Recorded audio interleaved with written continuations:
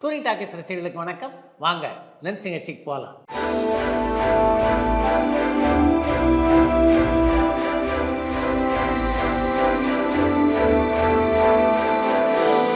என்னம்மா முதல் கேள்வி? இயக்குனரும் நடிகருமான கலைப்புலி ஜி சேகர் அவர்களுடன் உங்களுக்கு நட்பு உள்ளதான்னு திருச்சியிலேருந்து பாலு கேட்டிருக்காங்க. கலைப்புலி சேகருக்கு எனக்கும் நீண்ட நாள் நட்பு. அவர் ஒரு நடிகர், இயக்குனர் மட்டும் இல்லை, தயாரிப்பாளரும் கூட. அது மட்டும் இல்லாமல் திரைப்பட விநியோகஸ்தர்கள் சங்கத்தில் தலைவராக இருந்த அனுபவமும் அவருக்கு உண்டு. தமிழ் சினிமா உலகிலே பல ஆண்டுகளாக பயணிப்பவர் அப்படின்றதுனால திரையுலகின் பிரச்சனைகளை பற்றி முழுமையாக அறிந்தவர் கலைப்புலி சேகர். சார், நீங்க நடிச்ச ஏதாவது ஒரு படத்தை விஜய் பாராட்டி இருக்காரான்னு மதுரையில இருந்து முத்து கேட்டிருக்காங்க. ஆர்யா சந்தானத்துடன் இணைந்து ராஜேஷ் இயக்கத்திலே நான் நடித்த பாஸ் என்ற பாஸ்கரன் என்ற திரைப்படம் விஜய்க்கு ரொம்பவும் பிடித்தமான ஒரு திரைப்படம். அந்த படத்திலே நான் நடித்திருந்த காரணத்தினால ஒரு முறை என்னிடம் பேசும்போது அந்த படத்தை பற்றி குறிப்பிட்டு என்னை பாராட்டினார் விஜய்.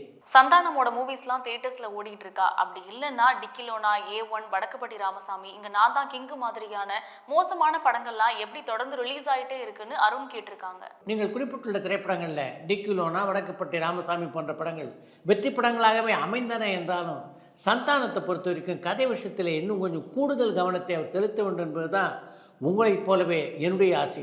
ஒரு படத்தோட வெற்றிக்கு அதோட கதை தான் காரணம் அப்படின்றத எத்தனை கதாநாயகர்கள் உணர்ந்திருக்கிறார்கள் அப்படின்னு சாத்தூர்ல இருந்து சங்கர் கேட்டிருக்காங்க. மற்ற நடிகருடைய விஷயம் எப்படியோ, ஆனால் இன்றைக்கு முன்னணி கதாநாயகனாக இருக்கின்ற விஜய் ஒரு படத்தினுடைய வெற்றிக்கு கதை தான் முக்கியம் என்பதை தெளிவாக உணர்ந்திருக்கிறார் என்றுதான் சொல்ல வேண்டும். ஒரு படத்தினுடைய வெற்றி தோல்விக்கு யார் காரணம் என்று விஜயிடம் ஒரு முறை கேட்கப்பட்ட போது ஒரு படத்தினுடைய வெற்றி தோல்விக்கு காரணம்னா அது கதையும் படத்தினுடைய இயக்குனரும் தான் என்று ஒரு முறை பதில் சொல்லியிருக்கிறார் விஜய். சார், ஒரு நல்ல நடிகனுக்கு எது இலக்கணம்னு நீங்க நினைக்கிறீங்கன்னு காங்கேயம்ல இருந்து பாஸ்கர் கேட்டிருக்காங்க. தான் செய்கின்ற தொழிலின் மீது தீராத மோகம் இருக்க வேண்டும். கேரக்டர்களுக்குள் ஊடுருவி போய் சவாலான விஷயங்களை செய்ய வேண்டும். வித்தியாசமான கதைகளை தேடி அதிலே நடிக்க வேண்டும். ஒவ்வொரு கதாபாத்திரத்துக்கும் நடை உடை பாவனையை மாற்றிக்கொள்ள வேண்டும். இப்படி பல இருக்கின்றன என்கிறார் நடிகர் விக்ரம். இங்க நான் தான் கிங்கு படத்துல 2 சாங்ஸ் லிப்சிங்கே இல்லாம இருக்கு. இந்த தவறு எதனால நடக்குது? இந்த ஒரு சின்ன தவறை கூட சரி பண்ணாம ரிலீஸ் பண்ற இந்த இன்சின்சியாரிட்டி தான் தமிழ் சினிமாவின் சமீபத்திய சரிவுக்கு காரணமான மதுரையில இருந்து முரளி கேட்டிருக்காங்க. நாங்க தான் இங்க கிங்கு திரைப்படத்தை நான் இன்னும் பார்க்கல. நீங்க குறிப்பிட்டிருக்கிற மாதிரி அந்த படத்தினுடைய பாடல் காட்சிகள்ல லிப்சிங்க் இல்லை அப்படின்னா நிச்சயமாக அது கண்டிக்கப்பட வேண்டிய ஒரு விஷயம். சார், தமிழ் சினிமால எந்த ஹீரோ ரொம்ப லக்கின்னு நீங்க நினைக்கிறீங்கன்னு கும்பகோணம்ல இருந்து கீர்த்தனா கேட்டிருக்காங்க. எந்த ஒரு கலைஞனும் வெற்றி பெறுவதற்கு திறமையும் உழைப்பும் மட்டும் போதாது, அதிர்ஷ்டமும் துணை புரிய வேண்டும் என்பதுதான் பொதுவாக பலருடைய கருத்தாக இருக்கிறது. அந்த கருத்தின் அடிப்படையில் பார்த்தா இன்றைக்கு முன்னணியிலே உள்ள எல்லா நடிகர்களும் அதிர்ஷ்டசாலிகள் தான். ABC நீவாசி எல்லாம் உன் கைராசி பாடல்ல ரோசி அப்படின்ற ஒரு பேர் வரும். அதை வைரமுத்து பாடல் எழுதினதுக்கு அப்புறம் அந்த கதாபாத்திரத்துக்கு ரோசி அப்படின்ற பேர் வச்சாங்களா, இல்ல முன்னாடிக்கே பாரதி ராஜா அந்த பேரை வச்சுட்டாரான்னு கோயம்புத்தூர்ல இருந்து பாலகிருஷ்ணன் கேட்டிருக்காங்க.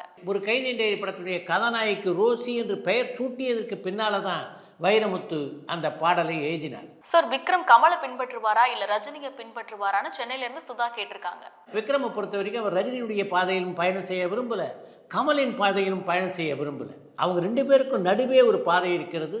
அது ஒரு ரகசியமான பாதை. அந்த பாதையில் தான் நான் பயணம் செய்ய விரும்புகிறேன். ரஜினியோட மாஸ், கமலோட கிளாஸ் இரண்டும் கலந்த கலவை நான் என்கிறார் விக்ரம். சார், ஸ்ரீராம உங்களுக்கு ஒரு ஒளிப்பதிவாளரா பிடிக்குமான திருச்சியிலேருந்து ராமு கேட்டிருக்காங்க. எனக்கு இயக்குனர் PC ஸ்ரீராம தான் ரொம்ப பிடிக்கும் அப்படின்னு நான் சொன்னால் ஸ்ரீராமே அதை ஒப்புக்கொள்ள மாட்டார். ஏன்னா அவருக்கு பிடித்தது ஒளிப்பதிவாளர் தான். ஒரு ஒளிப்பதிவாளராக என்னுடைய அனுபவம் அதிகம். அதனால் பல முடிவுகளை ஸ்ட்ராங்காக என்னால் எடுக்க முடிகிறது.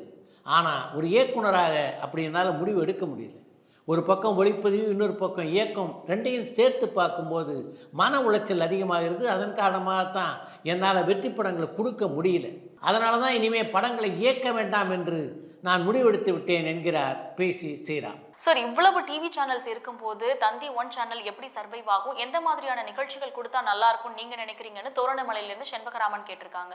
மக்களுடைய நாடி துடிப்பை நன்கு அறிந்த பத்திரிகை தான் தினத்தந்தி. அந்த குழுமத்திலிருந்து வெளிவருகின்ற தந்தி 1 தொலைக்காட்சியில் எந்த மாதிரியான நிகழ்ச்சிகளை கொடுத்தா மக்கள் விரும்பி பார்ப்பார்கள் என்பது அவங்களுக்கு ரொம்ப நல்லா தெரியும். அதனால் தந்தி 1 தொலைக்காட்சியை பொறுத்த வரைக்கும் அது மிகப்பெரிய வெற்றியை அடையும் அப்படின்றது தான் என்னுடைய கருத்து. சார், CID சங்கர் கேரக்டரை யாரு கிரியேட் பண்ணது அண்ட் ஜெய்சங்கரை அந்த ரோலுக்கு யாரை செலக்ட் பண்ணான்னு கோவையிலிருந்து அஜய் கேட்டிருக்காங்க. CID சங்கரை உருவாக்கியதுன்னா அது மாடர்ன் தியேட்டர்ஸ் நிறுவனம் தான். ஜெய்சங்கரை ஜேம்ஸ் பாண்டாக மாற்றியதிலே அவர்களுடைய பங்கு மிக அதிகம். சார், வெற்றி பெற்ற படம் மீண்டும் வெற்றி படமா அமைகிறது பெருசா, இல்ல தோல்வி படம் வெற்றி படமா அமைகிறது பெருசான்னு சென்னையில இருந்து சந்தனகுமார் கேட்டிருக்காங்க. வெற்றியை பொறுத்த வரைக்கும் அது எப்படி வந்தாலும் பெருசுதான். சார், எந்த ஒரு முன்னணி இசையமைப்பாளரும் தயாரிப்பாளர்களை தேடி போறதில்ல. அப்படி இருக்க கே ராஜன் போன்றோர் இசைக்கான உரிமை தயாரிப்பாளரையே சேரும் அப்படின்னு சொல்றது சரியான ஸ்ரீலங்கால இருந்து மதிசாந்த் கேட்டிருக்காங்க. உங்களுடைய வாதத்தின் அடிப்படையிலே உங்களை ஒரு கேள்வி கேட்கணும் அப்படின்னு நான் நினைக்கிறேன். இன்றைக்கு தமிழ் சினிமாவிலே உள்ள முன்னணி கதாநாயகர்கள் யாரும் எந்த தயாரிப்பாளருடைய வீட்டுக்கும் போய் என்னை வைத்து ஒரு படம் எடுங்க அப்படின்னு கேட்கறதில்ல. தயாரிப்பாளர்கள் தான் திரும்ப திரும்ப அந்த கதாநாயகனுடைய இல்லத்துக்கு போய் அவருடைய மேனேஜரை சந்தித்து எங்களுக்கு எப்படியாவது ஒரு படம் நடித்து தாருங்கள் என்று கேட்கிறார். அப்படி தயாரிப்பாளர் கேட்டதுக்கு பின்னால் தான் முன்னணி கதாநாயகர்கள் அவருடைய படங்களிலே நடிக்கிறார்கள் என்பதற்காக அந்த படத்தினுடைய உரிமையெல்லாம் எங்களை சேர்ந்தது என்று கதாநாயகர் நடிகர்கள் சொன்னால் அது சரியானதாக இருக்கும் அப்படின்னு நீங்கள் நினைக்கிறீங்களா? மிஷ்கினோட ட்ரெயின் படத்தோட படப்பிடிப்பு எந்த கட்டத்தில் இருக்கு? ஏஆர் ரஹ்மான் அதில் இசையமைக்கிறார் அப்படின்னு சொன்னது உண்மையான கோவையிலிருந்து சுந்தர் கேட்டிருக்காங்க. மிஷ்கினின் ட்ரெயின் திரைப்படத்தை பொறுத்த வரைக்கும் அந்த படத்தினுடைய 70% படப்பிடிப்புகள் முடிவடைந்து விட்டன. அந்த படத்துக்கு ஏஆர் ரஹ்மான் இசையமைப்பதாக இதுவரைக்கும் உறுதியான தகவல் இல்லை. இளையராஜாவோட பயோபிக் மூவி லான்ச் அப்போ சுஹாசினி, கமல்ஹாசன் அண்ட் தனுஷ் இளையராஜாவை ரொம்பவே புகழ்ந்தாங்க. ஆனா சுஹாசினியோட கணவர் மணிரத்னம், கமல்ஹாசன், தனுஷ் அவங்களோட படங்களுக்கு இசையமைப்பாளரா இளையராஜாவை நியமிக்கிறது இல்லையே, அது ஏன்னு மதுரையில இருந்து ராகுல் கேட்டிருக்காங்க. ஒருவருடைய திறமையை அங்கீகரித்து அவரை புகழ்வதாலேயே அவரை தங்களுடைய படங்கள் எல்லாம் பயன்படுத்திக் கொள்ள வேண்டும் என்று கட்டாயம் ஏதாவது இருக்கா என்ன? தங்களுடைய படங்களில் அவர் பணியாற்றாத நிலையிலும் அவரை பாராட்டுறாங்களே, அந்த மனதை பாருங்களேன். சார், பிஸ்தா படத்தோட டைட்டில் கார்டில் அதில் ஒர்க் பண்ணவங்க எல்லாரோட பேர் அண்ட் ஃபோட்டோவோட போட்டிருந்தாங்க. அது ஒரு நல்ல விஷயமா தெரிஞ்சது. இப்போ ரிலீஸ் ஆகிற எல்லா படங்கள்லையும் அதே விஷயத்தை ஃபாலோ பண்ணலாமேன்னு கேட்டிருக்காங்க. ஒரு படத்தினுடைய டைட்டில் கார்டில் அந்த படத்திலே பணியாற்றிய எல்லா தொழில்நுட்ப கலைஞருடைய ஃபோட்டோவையும் போட்டதுனால இப்படி அந்த படத்தை குறிப்பிட்டு நீங்கள் பேசுகிறீங்க. ஆனால் அதுவே 100 படங்களில் தொடர்ந்தா அதை பற்றி நீங்கள் பேசவும் மாட்டீங்க. என்னது ரொம்ப போராக இருக்கு, எல்லா படங்களையும் எல்லார் ஃபோட்டோவையும் காமிக்கிறாங்களே அப்படின்னு பேச ஆரம்பிச்சிருவீங்க.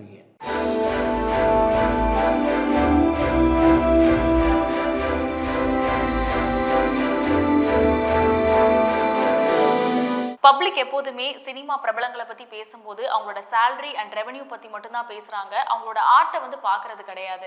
இதுக்கெல்லாம் ரீசன் வந்து பிரபல யூடியூப் சேனல் அண்ட் ஆல்சோ வந்து கிரிட்டிக்ஸ் எல்லாருமே இதையே ஒரு ஹாட் டாப்பிக்காக எடுத்து பேசுறது தான் நான் நினைக்கிறேன். இதை பற்றி நீங்கள் என்ன நினைக்கிறீங்கன்னு பெங்களூர்லேருந்து டெனிஸ் கேட்டிருக்காங்க. மன வருத்தத்தோடு நீங்கள் பதிவு செய்துள்ள இந்த விஷயத்தை பற்றி நம்முடைய டூரிங் டாக்கீஸில் பல முறை நான் பேசியிருக்கேன். அதெல்லாம் நீங்கள் பார்த்தீங்களா இல்லையா அப்படின்னு எனக்கு தெரியல. உங்களுடைய கருத்தோடு நானும் ஒத்துப்போகிறேன். இப்போதுள்ள பெரும்பாலான ரசிகர்கள் நடிகருடைய நடிப்பின் பரிமாணத்தை தெரிந்து கொள்வதை விட அவள் என்ன சம்பளம் வாங்குகிறாள் என்பதைத்தான் தெரிந்து கொள்ள ஆசைப்படுகிறார்கள். எதனால் இந்த மாற்றம் வந்தது அப்படின்னு எனக்கு தெரியல.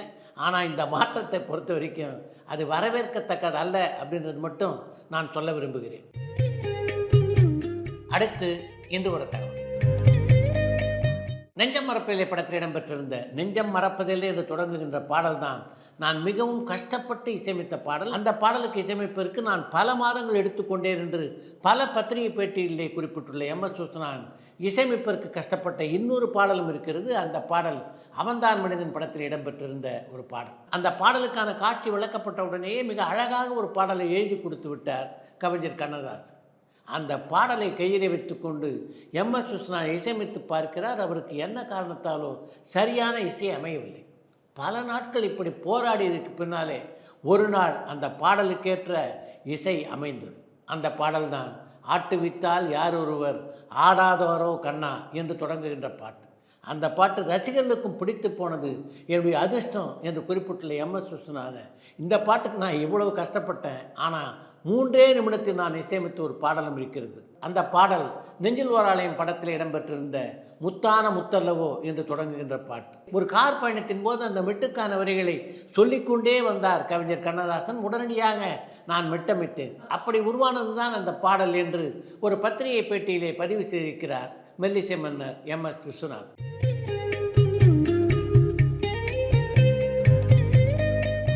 இத்துடன் இன்றைய லென்ஸ் நிகழ்ச்சி நிறைய பெறுகிறது. மீண்டும் அடுத்த லென்ஸ் நிகழ்ச்சியிலே சந்திப்போம். பரபரப்பான சினிமா செய்திகள், நட்சத்திரங்களின் பேட்டிகள், சினிமா வரலாறு ஆகியவற்றை பார்க்கவும் படிக்கவும் உங்களுக்கான இணையதளம் tourantalkies.co.